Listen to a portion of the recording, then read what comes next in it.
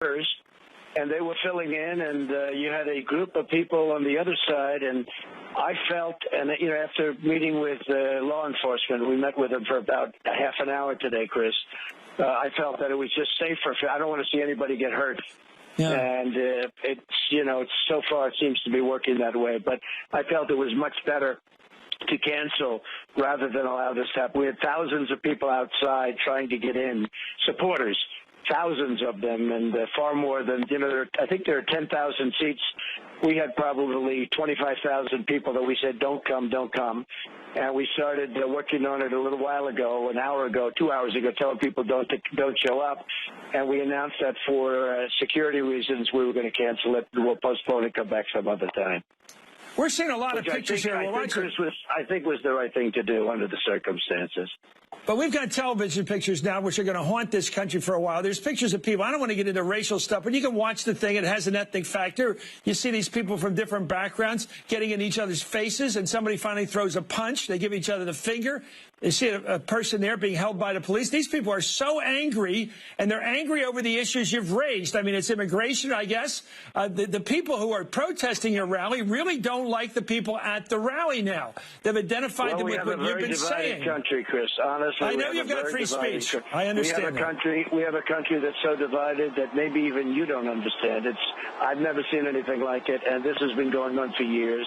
And on one side, you have people that haven't had a pay increase in 10 years, frankly, and the businesses are moving out of the country, and they're upset and they're angry. And on the other side, you have people that feel differently about other elements, and it all comes together, and you see it all over. You see it here, you see it in lots of different locations, and there's a lot of anger in the country, and it's very sad to see, actually.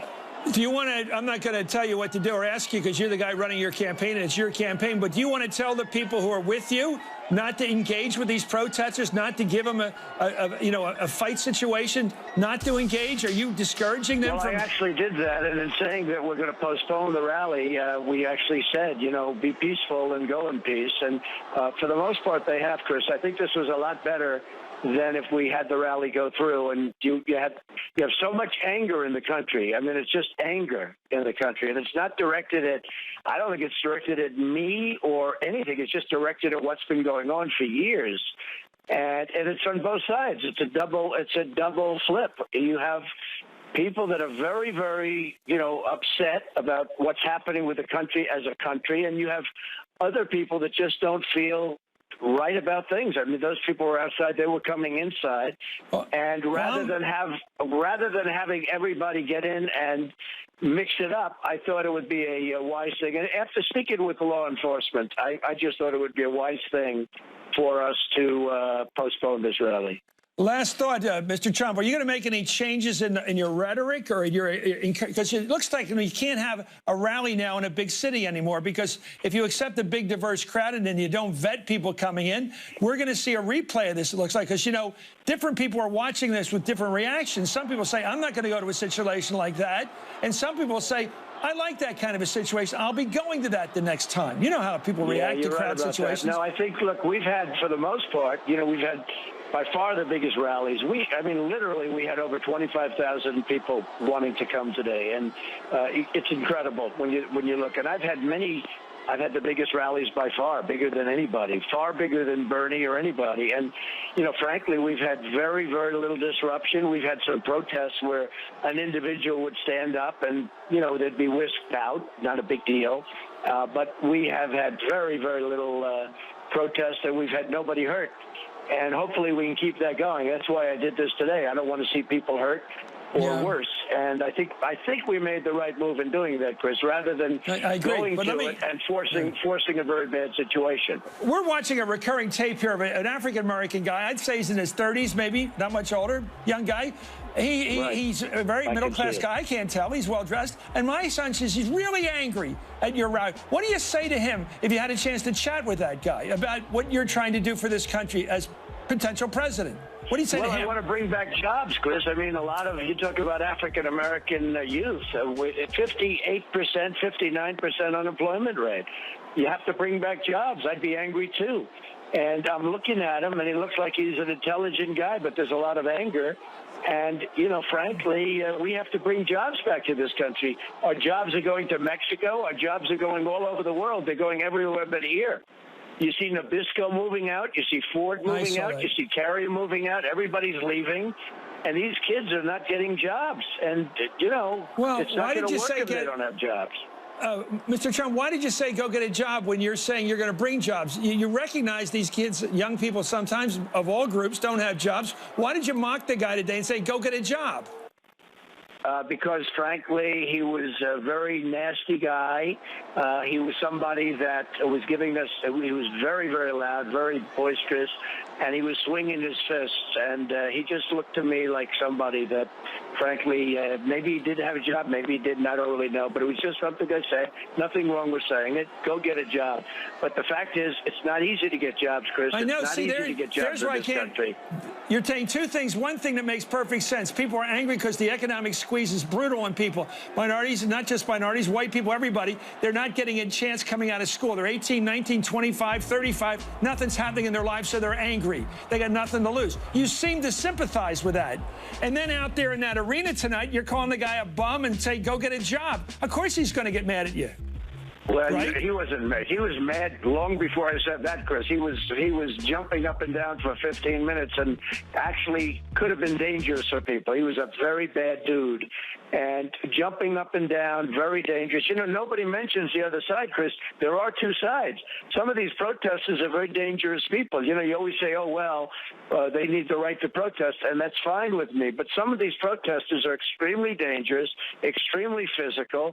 And frankly, when the other side, or when the side that, let's say, is not necessarily known as the protester, when they get tough, it ends up being a front-page story. When the protester gets tough, nobody ever writes it. I mean, I could tell you stories about protesters that we've had that you would be 100% on our side if you saw what happened.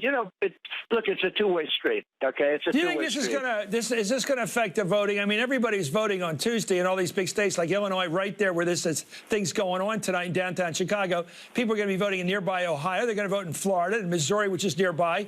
Do you think people who are coming out on the Republican side to vote are going to – how are they going to react to these pictures when they go to vote for you or against you? I mean, the two people told me that are experts say this increases the vote for Trump because, what we're doing?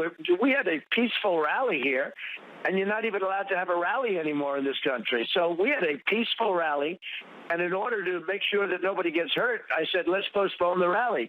But you can't even have a rally in a major city in this country anymore without violence or potential violence. And I didn't want to see the real violence, and that's why I decided to call it off. I just thought it would be good.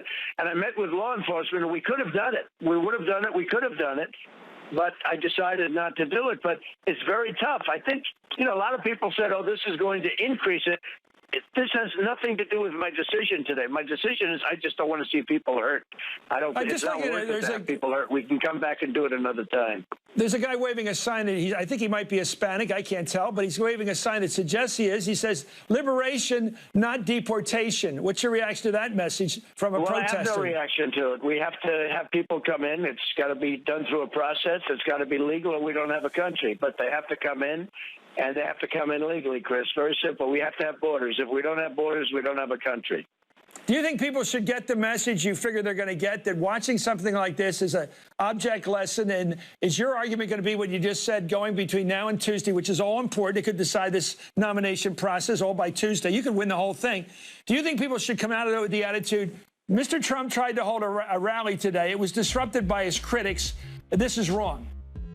Is that the message? I think a lot of people think that. I think a lot of people think that it was wrong that we were really stopped from holding a rally. Now, I didn't have to be stopped, but if I held a rally, people would have been potentially very badly hurt, and I don't want to see people hurt. So, I think we were given credit for doing this because, things like this, usually they have the rally. Chicago is the home of some very, very bad rallies. You know that, okay? All you have to do is look back at the conventions that they had in Chicago, and the one in particular, as you know, where tremendous numbers of people were hurt and I believe killed. And I don't want to see anything like that happen, so I made a decision. Now, I spoke with law enforcement, and made it in conjunction with law enforcement. And I think we made a wise decision because it seems to be working out very well. Those are earlier pictures. I just see your on your screen. Let me ask you, pictures, and so far it's worked out where nobody's even hurt.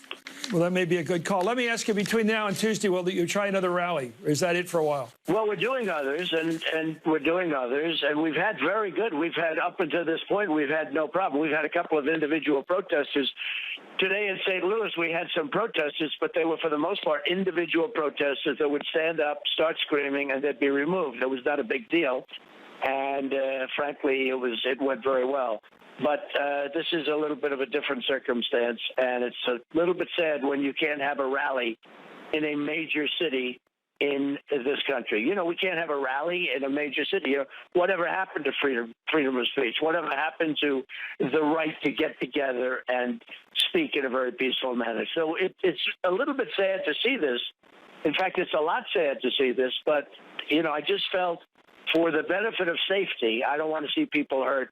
I canceled it for tonight. The only thing is, when you set up a rally in Chicago, which is a city which is majority Hispanic and African-American now, I believe the statistics are, that you went into a situation where you knew there'd be a lot of people on a Saturday that would have the time and the passion to come out, like this fellow we're watching here on tape, to come out and protest your situation. So there was really no surprise here, was there, in what happened? Given the venue of your event Chris, tonight? It shouldn't matter. It shouldn't matter. You know, you're the first one to say it. It shouldn't matter whether it was, you know, whoever lives in the city. I mean, it shouldn't make a difference. Whether it's white, black, Hispanic, it shouldn't matter. I mean, if you have a rally, but they don't like what you're saying. They don't like what you're saying. Well, we shouldn't be restricted from having a rally here because of ethnic makeup or anything like that. I'm somebody that feels strongly that it shouldn't make any difference. And you usually feel that too. That's why I'm surprised you're bringing this up, because it shouldn't matter. No, I just believe that you could have predicted this. That's all I'm saying. You could have predicted this. Chris, we shouldn't be able to predict it. We really shouldn't be able to predict it. We should be able to. It's a major city in the United States. It's a great city, Chicago. It's a place that I have investments, big investments, and it's a great city. And, you know, it shouldn't matter that we're having a rally in Chicago or that we're having a rally someplace else. And, you know, if I watch your show and you're the first one to say that, so I'm surprised you're saying this, to be honest with you. But, you know, I think we did the right thing. A lot of people are saying we did the right thing. In fact, we're being given credit for it. And I think it's breaking up now, and it looks like it's going to be just fine. Well, let's see how this percolates. Mr. Trump, thank you again for